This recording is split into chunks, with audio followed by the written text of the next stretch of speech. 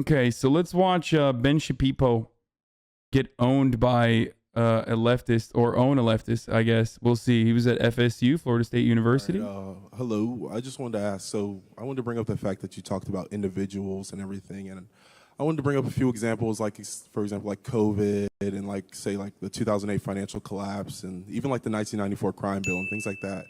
Those have definitely effects on big groups, and especially like the black community and everything. Like after the 2008 financial collapse, not many people got, like, I wouldn't say accused, but convicted, for example. Not many people on Wall Street, the individuals who did profit a lot from those things. But is this dude a HasanAbi fan? He's giving me HasanAbi fan vibes. Millions of people were kicked out of their homes and everything. And you talk about like things like these being, or America being, based on individuals and individuals wanting to achieve different things. But in reality, a lot of like people are affected by their societal factors, their environment and everything. So I want to get your answer on that, and like how these negative effects, affect the majority of people. But the positives, the money gains, the Wall Street things, not many of the working class people in Tallahassee, for example, feel that. Not many people in Tallahassee felt the after COVID. Tulahan Bosker, you gotta stop taking credit for everything. Asking a question on whether or not someone who is in fucking college at a Ben Shapiro conference, on whether or not a person who directly is in the demographic of this chat, asking whether or not that person, I wonder, is in the chat or is a person who is in this community, is not saying, is not all that crazy. I'm not taking credit for it. He's not white. Yeah, totally. I don't have a single black person in this chat. COVID, or during COVID, the stock market jumps. The average employer just saw a bunch of just empty, employment, options and low wages and everything still, and the same old. So, well, okay, so I think that the fundamental idea with regard to, it's almost two separate questions, and so I'm going to take them one at a time. The reason I'm separating the questions is because when it comes to corporate bailouts, for example, I'm sure you and I agree. I don't think that any of those corporations should have been bailed out. I think that if you engage in the moral hazard of wrecking your own company, I don't see why I'm supposed to pay for that or you're supposed to pay for that. In a free market system, you're supposed to bear the consequences of the risks that you take. I think that's true across the board. And I think that whether you're a big rich guy on Wall Street and you lose your entire company, or whether you're a guy who took out a loan that you couldn't afford on your house, if you take out too much, that is, as I am constantly saying, a you problem. If you take a risk and then you bear the consequence of that risk, that's no one's fault but your own. And anybody who comes in to bail you out from that, particularly... This is bullshit. Like, him saying, like, it's a moral hazard when the rich do it, it's a moral hazard when the poor do it, is bullshit, because the system still, no matter what, will completely avoid the moral hazard argument as it pertains to the wealthy. Okay? And he's addressing that. Like, the question that this person asked straight up already mentioned the part that Ben is talking about. So why are you going back to the moral hazard of like, oh, well, I don't want the wealthy to get bailouts either? Like, it doesn't matter, because they did. If you're talking about with like billions of dollars in order to prop up a particular lifestyle, that's a huge mistake, and it's a huge problem, and I totally agree with that. And for example, with that, like, we in America, we do bail these people out. Our capitalist system does not. That's not capitalism. That's cronyism. It definitely, yeah. People say that, but no, but it's true. No, but it's actually, we do bail these people out. And right. I'm just saying that that's not capitalism. That's actually closer to corporatism, which is the government being in control of the economy, essentially. I mean, who's bailing them out? I mean, are they bailing them out? The government is bailing them out. Yeah, definitely the government. And for example, we don't get these similar bailouts for regular people. Like, for example, Joe Biden was, promoting just $2,000. We're fighting for scraps. I want to understand, like, where does that come from? Like, why are we so, willing to give? Well, real capitalism has never been tried, which is why which is why all of Ben's favorite fucking legislators, okay, all of Ben's favorite presidents, like, you think Ben doesn't like Ronald Reagan? Ben loves Ronald Reagan, right? Ben loves neoliberal Ronald Reagan. So what's up? Why did more cronyism happen in the aftermath of Ronald Reagan's deregulation? It almost feels like the natural inclination of, commodity producers under a capitalist organization of the economy is to monopolize their sector And that's precisely what every single one is doing. And if you eradicate any sort of regulatory mechanism that the government has in the same way that Ronald Reagan did and Bill Clinton and every other president after him, then all of a sudden you have more monopolies. And that is precisely what capitalism is doing, letting companies operate in a way, in any which way they can. Ben is not even a fucking minarchist. The idea that like he is a libertarian or an Austrian, someone who is like a Hayekian or something, like a fucking Austrian economist, is silly. It's stupid. Okay, he absolutely is not any of those fucking things. He's just a regular ass conservative. So, and all of his favorite fucking economists or all of his favorite thinkers have successfully been able to not only advocate but also push for deregulation, okay, and less government. And in the aftermath of such deregulation and less government, we've only had more corporatism. It's not the government existing that creates corporatism or cronyism. That's just how capitalism is. The government is supposed to be a regulatory mechanism against that. Okay? That's it. The United States does spend literally trillions of dollars on social welfare programs. The notion the United States has no social safety net at all is not true. The United States spends per citizen tens of thousands of dollars on social welfare benefits, ranging from Medicaid to food stamps to unemployment insurance to a wide variety of programs. The notion that we're wildly out of line with Europe is just not borne out by the statistics. It's completely an insane take. A complete insane take to say that the United States social safety nets are even comparable to OECD nations is the most psychotic and the silliest lie that Ben Shapiro has ever told. One, he's on Florida State University campus right now. Florida State University campus, i.e., okay, he is currently at a state university. That's supposed to be a public university. Every single person there is paying for their education there. Okay? Even on that notion alone. What the fuck just happened? That was crazy. I just like had a big frame drop. Did you guys see that? That was weird. That was very weird. Okay. Even on that alone, even on that experience alone, you can recognize that we are different than European countries. On top of that, healthcare. There's a gigantic hole in social safety nets in the United States of America in the form of fucking healthcare. Like, it's silly to make this argument that like the United States is anywhere near offering the level of amenities that other governments offer. Very stupid. Statistical facts, actually. It's kind of an American. Is it still glitching? By the way, is this still glitching, or what the fuck is the problem? Or are you guys just memeing because you just want to like jump to anything to like meme away? Okay. Facts, actually. It's kind of an American myth that we tell ourselves that we don't spend any money on this sort of stuff. It's not true. Since the beginning of the war on poverty, we spent something like $22 trillion on various. See, again, this is a very, very stupid argument. Oh, we've spent some money. Okay. We're one of the largest nations on the planet. Oh, we spent a lot of money. Look at the big number of money that we've spent. Okay. The war on poverty is not a success, by the way. I don't know why the fuck he's saying that.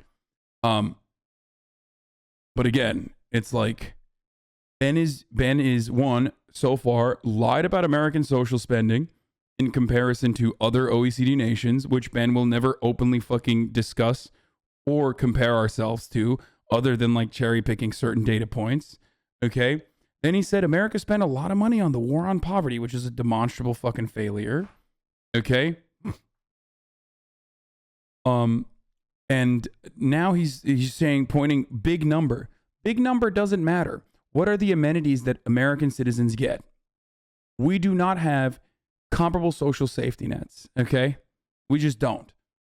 The idea that like the war on poverty has been successful when, you know, a chunk of that is directly funding our prison system, which has been privatized, which is, again, very unique in comparison to other countries as well, is also ridiculous. Okay?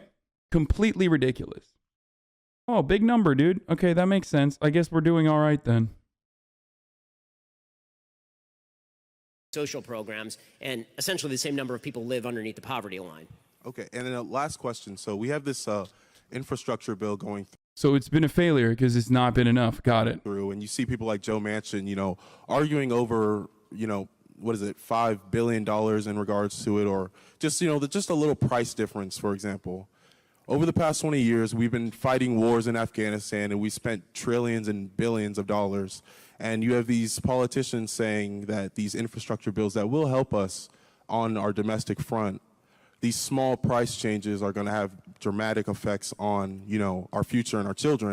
And that's why they, you know, the Republican Party, they definitely, you know, go for austerity and those, you know, factors. So the wars, to take an example, the wars in Iraq and Afghanistan were expensive. They cost grand total. And he loved it, by the way. I love the wars in Afghanistan. They were great. I'm going to act like I didn't like it at the time, but like I totally loved it. I still think about all those dead babies, and I get a hard on for it. But hey, it's okay.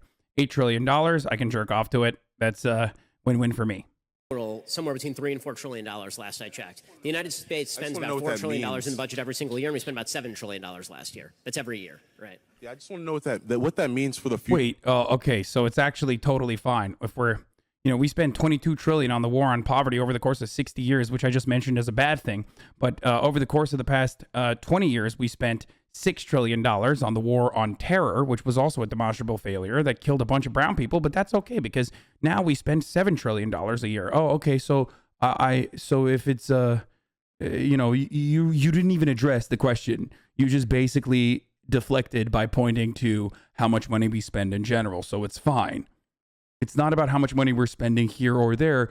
It's about why we're spending that money on the war on terror. By the way, the irony, of course, of saying like, well, we're spending $7 trillion a year. Like, how much of that is on defense? What the fuck are you talking about? Future of our children.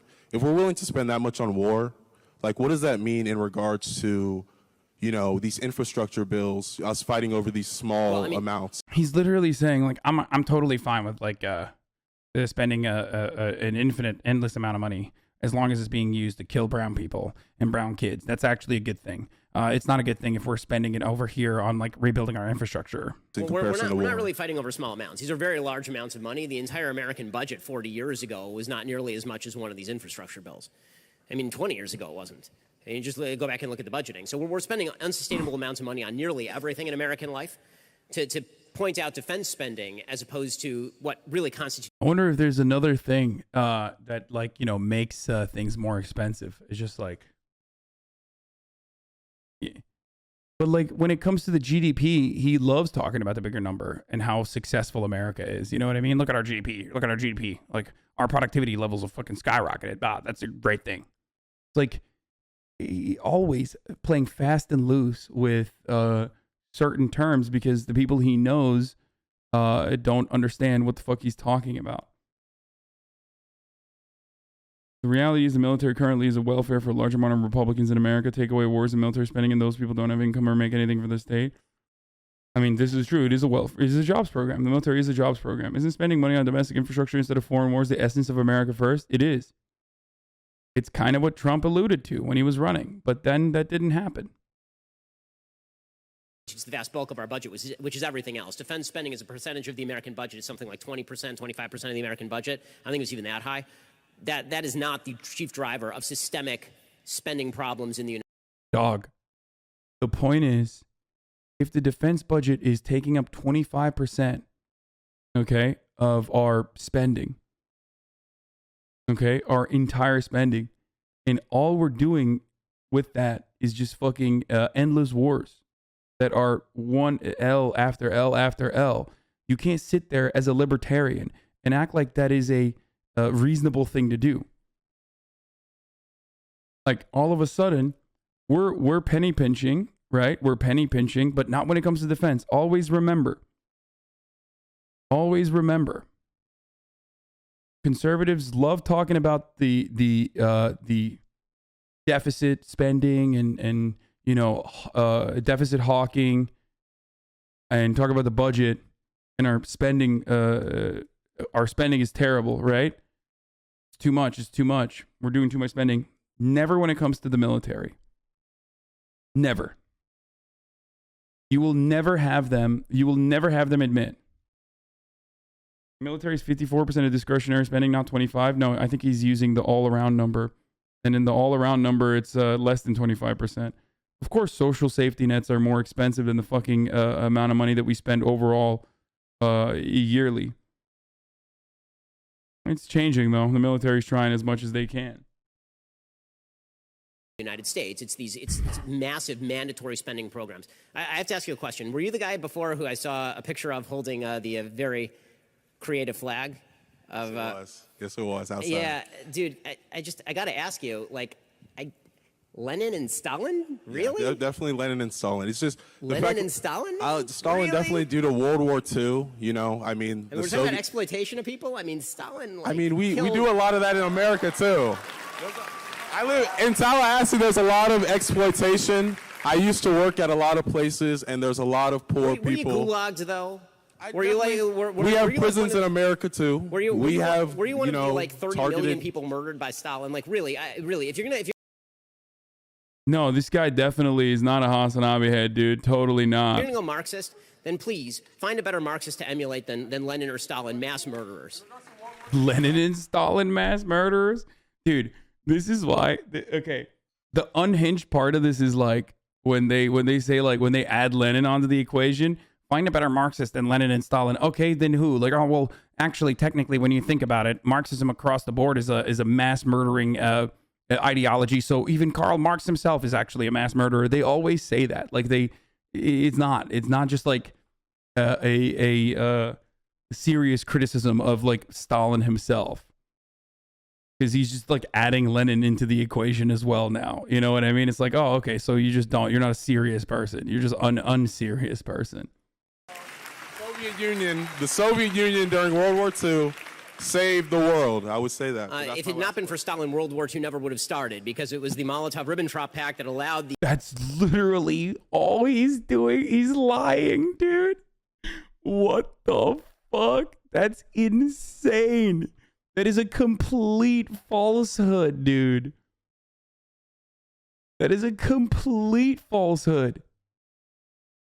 The Nazi Germans to believe that they could invade Eastern Europe. Yeah, no, yeah, that's totally what happened. Which part is false? Show me proof. Dude, that's crazy, dude. Dude, Ben is Jewish. And the thing that I can't comprehend, how like someone who's Jewish, someone who's an Orthodox Jew could literally like engage in revisionism exclusively so he can own fucking like some ideology. You know what I mean? He's just like yeah, Hitler actually wasn't all that bad across the board, but you know, until Stalin gave him the confidence. It's literally the same energy as how what do you call it? As Netanyahu, who like hates Palestinians so much that he again engaged in historical revisionism around the Holocaust, when he famously said, Bibi Netanyahu, famously said that the Grand Mufti, who was anti-Semitic, okay, certainly, was the one who told Hitler to kill the Jews. That's insanely fucking anti-Semitic. It's wild when when people who are just like, I'm the best Jew, all the other Jews are bad Jews, blah blah blah, will then turn around and like engage in fucking Holocaust revisionism. What? Yeah, exactly this. Like him being anti-Semitic and them actually fucking talking to one another is documented. Claiming that Hitler didn't fucking hate the Jews or Hitler wasn't going to kill the Jews until this fucking Grand Mufti got him to, is just straight. Don't ask me, motherfucker. Look at Haaretz and numerous other like Jewish thinkers wrote about it at the time. You know, don't get mad at me. Literally fucking go Google it on your own. You know what I mean? Like, he had already written Minecraft, you know, Kampf at that point, Minecraft. Mein Kampf at that point. So I'm pretty sure he was already blaming the Jews. He said Minecraft.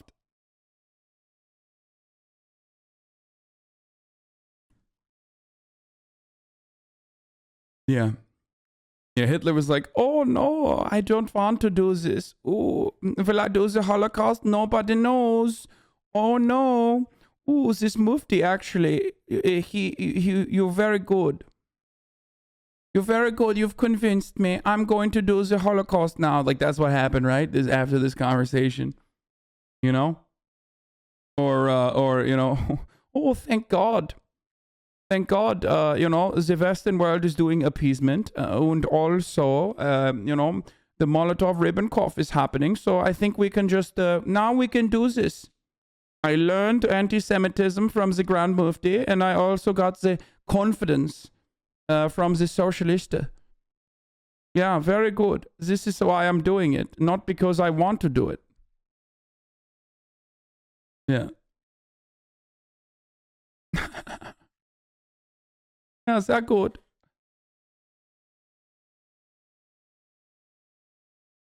Would like to know what Ben thinks Germany was doing before Molotov-Ribbentrop. Oh, no, that's just nationalism, yeah, you know? We just want to make America... we just want to make Germany great. Hitler was Austrian. That wouldn't have been his English. Okay, shut up, dude. Okay, I don't... Like, yeah, my Hitler... German, English German is not good. Okay, got it. Thanks. Yeah, harmless German nationalism. Well, dude, yeah, based. Remember, if they kept it to just murdering and putting socialists and communists and trade unionists into the concentration camps, Ben Shapiro would be like, very based. Hitler was actually doing really good things when he was killing socialists and communists and you know, the Night of the Long Knives, actually very poggers. Very good. That's just, you know, making Germany great, actually. Harmless. Candace Owens did say that, by the way. Candace Owens, who has a podcast with Ben Shapiro, unironically did say that famously. That Hitler was just trying to make Germany great. It was after he turned his interest into outside of Germany, which she considered to be imperialism, not imperialism, globalism. That's when it was bad. Globalism is what I don't want. So when you think about, whenever we say nationalism, the first thing people think about, at least in America, is Hitler. You know, he was a National Socialist, but if Hitler just wanted to make Germany great and have things run well, okay, fine. Happy Monday. Hitler was just trying to make Germany great again, and Candace Owens is okay with that. Now, I'd like to sympathize with Candace here for a moment. She's simply a victim of her own early success with a bottomless pit of money backing her every step of the way, endlessly supporting her whenever she has nuclear takes like Hitler's nationalism wasn't bad, actually. If Hitler just wanted to make Germany great and have things run well, okay, fine. The problem is that he had dreams outside of Germany. You know, that Hitler guy, he was actually just swell, but he dreamt too big. I mean, if he only ethnically cleansed Germany, that probably would have been fine, but the issue was when he tried to ethnically cleanse outside of Germany. Now, this is hilarious for two reasons. One, it gives the game away that nationalism oftentimes turns violent, since it's one nation's support for its own interests, especially to the exclusion or detriment of the interests of other nations. And two, that right-wingers are so determined to demonize globalism that they don't care if it makes them sound like Nazi sympathizers. Now, I'm not saying Candace is a Nazi or a Nazi sympathizer, but she sure does sound like one, especially here. So, in thinking about how it could go bad down the line, I don't really have an issue with nationalism. I really don't. I think that it's okay. It's important to retain your country's identity and to make sure that what's happening here, which I think is incredibly worrisome in terms of the decrease in the birth rate that we're seeing in the UK, is what you kind of want to avoid. I wonder what Candace means when she says it's important to retain your country's identity and counter the decrease of the birth rate. And look, before anyone freaks out further on me and says that I'm taking her out of context or whatever, Hitler had a nearly identical take as Candace about national identity and declining birth rates, specifically Aryan birth rates, of course. Hitler tried to give newlywed Aryans loans. He issued motherhood crosses. He made it difficult to obtain contraception and even made abortion illegal in 1933, unless of course it was for eugenics purposes to maintain purity. Also in 1935, he passed the law for the protection of German blood and German honor, which made miscegenation illegal. Now all of this is done to combat the decreasing birth rates in order to protect the national identity and in the name of nationalism, which is why her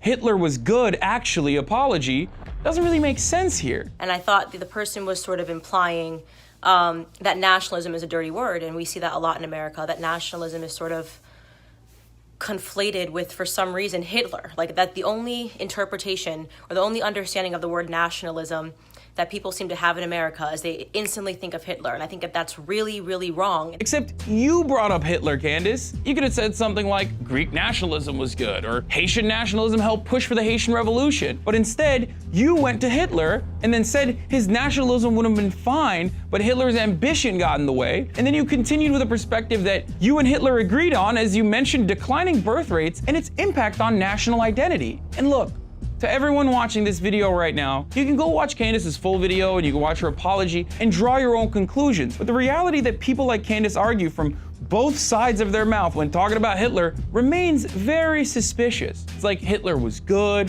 but also he was bad, but also his ideas on nationalism and birth rates were smart. Just pick a side, Candace. Pick a goddamn side. I'm Hasan Piker. If you like this video, please share it with your friends and leave your thoughts in the comment section below. Also, if you'd like to help TYT, please go to tyt.com/join and join TYT membership. It's only $5 a month and it greatly helps us. And this has been The Breakdown. Bro, there are people who literally are saying that like Hitler actually did not want another front because he was a World War I veteran. Hitler was a vet from World War. I can't tell if this is like straight up fascist propaganda taking hold, or I don't know. I don't know how to describe this. If that was the case, then appeasement would also be a significant role in this. You know that, right? Like Hitler was a vet from World War I who wanted to avoid a two-front war like World War I. I hate Shapiro, but what he said on the pact is not wrong. It made Hitler pull the trigger on the war. If only there was a, no, it's actually true. He was a veteran. I am German. Please don't ban me. Wait, I know he was a veteran, you fucking idiots. It's like saying Donald Trump is an isolationist, okay? You guys, what the fuck are you saying? It's literally the same energy as Donald Trump was an isolationist. He's actually a peaceful dove. Did we not just go through the fucking past 4 years of Donald Trump? The fuck are you talking about?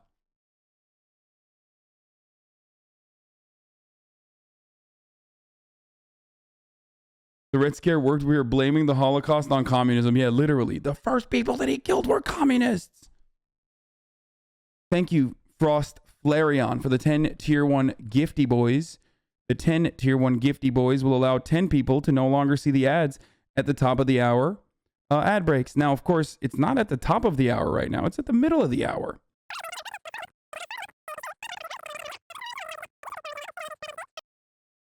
So, the Molotov-Ribbentrop Pact, for the record, was using the Molotov-Ribbentrop Pact as a historical reason as to why Hitler was able to like do World War II is insane for a multitude of different reasons, because of Hitler's anti-socialist and anti-communist position as a fascist. Okay, the USSR was not trusting of Hitler, but the USSR also needed time, okay, to be able to gear up for a potential counter. This pact allowed Stalin to gain that time necessary. Hitler already had ambitions of invasion beyond Germany, okay, and was acting out on these desires. And what predates the Molotov-Ribbentrop Pact is appeasement leading up to the Molotov-Ribbentrop Pact. Appeasement which from the West caused Stalin to not be able to fucking go into war immediately. This idea that, and that was, by the way, that was literally the West. Appeasement was done by Western Allied forces. Hitler should have started World War II, but Hitler still would have started World War II, but it would have taken longer, most likely.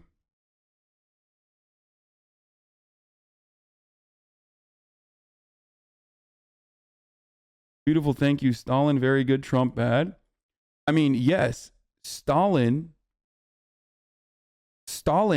fucking, yes, fighting against the Nazis was the best thing that he ever did. 100%. I think that that is idiotic. It's like there are many things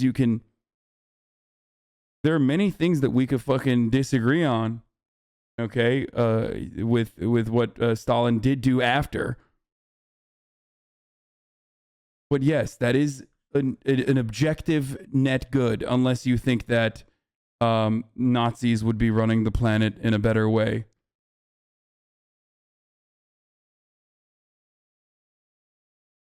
Yes, I'm not sugarcoating it. Stalin and the Red Army defeated, well, also, Stalin and the Red Army was able to throw enough manpower against the elements in Russia, the elements that a fatigued and hungry Nazi, the hungry Nazi forces would not be able to, go through. And the incredible amount of manpower and incredible amount of fucking human casualty in this war of attrition otherwise was the reason why the Nazis were defeated. Okay, anyway, yeah, I know it's a stock account.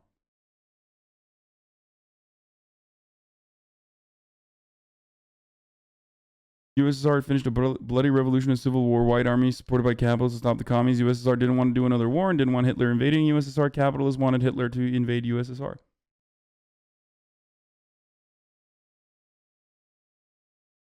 The irony is only Americans think America won the war. No, that's not true. Actually, there is data for this. Around the world, every single year post-World War II, less and less people thought that the USSR was almost single-handedly responsible for the defeat of the Nazis.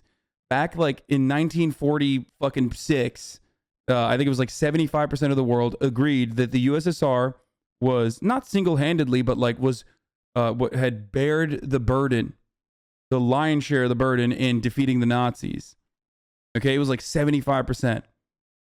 Now that number is like 25% or something because of Western propaganda that was incredibly fucking successful. Yeah, Americans literally incredibly successfully through a sequence of, Red Scare propaganda and also an endless amount of fucking videos and movies and celebrations were able to make the world believe that America is the reason why the Nazis were defeated. The Western Allies defeated the Nazis. Love you watching a 6-minute video and I AFK for like 25 minutes to come back and not miss a thing. Yeah, here it is. The successful 70-year campaign to convince people the USA and not the USSR beat Hitler. Look, 1945, 57% in France thought that the USSR was the reason for the defeat of the Nazis, okay? That number now in France in 2004 is 58% thinking America is the reason. 1994, 50%. Now 20% of people think the USSR is the reason.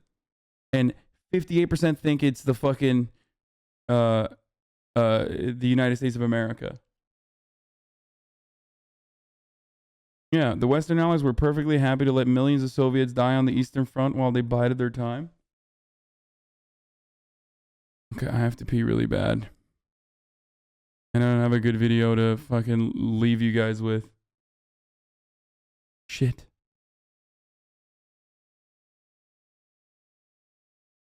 Here, I'll just play this for now. Hi Ben, how are you?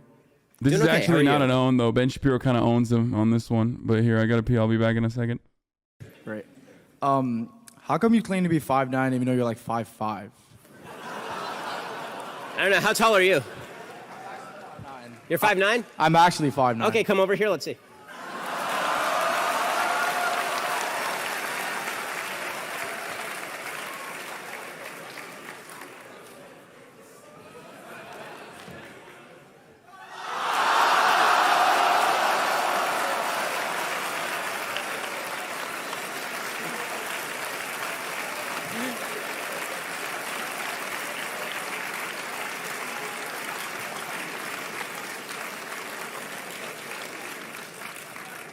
I'll be honest, I planned it. I'm waiting years to do that.